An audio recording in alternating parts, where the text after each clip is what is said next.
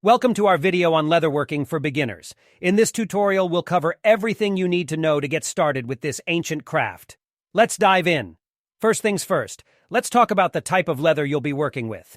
Leather comes in different grades and thicknesses, and it's essential to choose the right type for your project. A thinner leather is best for making wallets and bags, while a thicker leather is better for belts and holsters. When selecting your leather, pay attention to the grain and texture.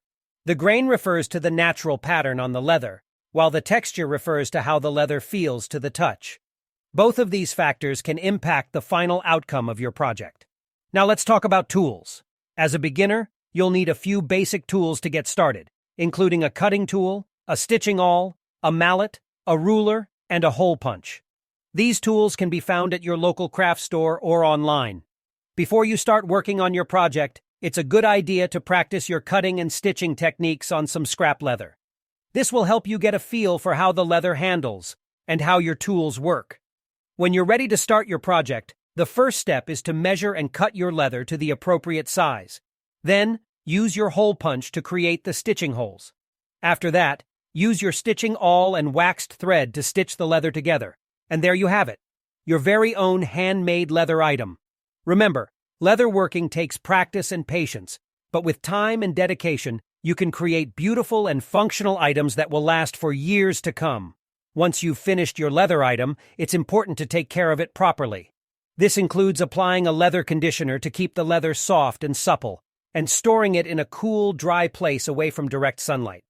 Another way to add a personal touch to your leather items is to use a leather stamp.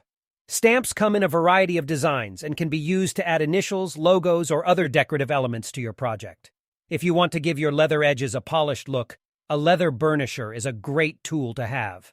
Simply run the burnisher along the edge of the leather to smooth it out and create a professional finish. If you want to add color to your leather project, you can use a leather dye.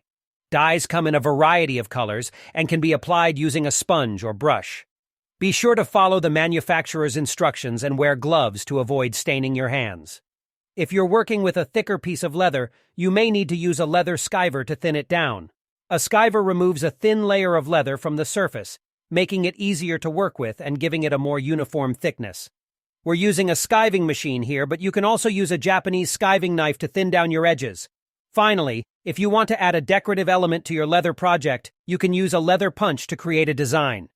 Punches come in a variety of shapes and sizes, and can be used to create patterns, shapes, or even letters.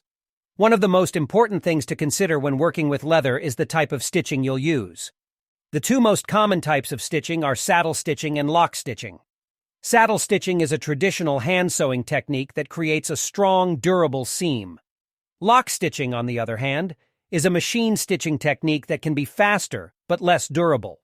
If you're using lock stitching, it's important to use the right type of thread and needle. A heavy-duty polyester or nylon thread is recommended, along with a leather needle that can penetrate the leather without breaking. If you're using saddle stitching, you'll need a stitching awl, which is a pointed tool used to create the stitching holes. This technique involves stitching two pieces of leather together by looping the thread through each hole, creating a strong and durable seam. Another important tool in leatherworking is the leather hole punch. This tool is used to create holes in the leather for various purposes, such as for stitching or adding hardware. To give your leather edges a more finished look, you can use a leather edge beveler. This tool is used to shave off the sharp edges of the leather, creating a smooth and rounded edge. If you're working with leather straps, a leather strap cutter can save you a lot of time and effort.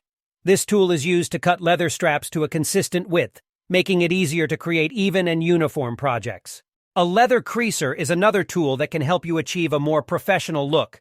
This tool is used to create a crease in the leather, which can be used for decorative or functional purposes. If you want to add a unique and personalized touch to your leather projects, you can use a leather embosser.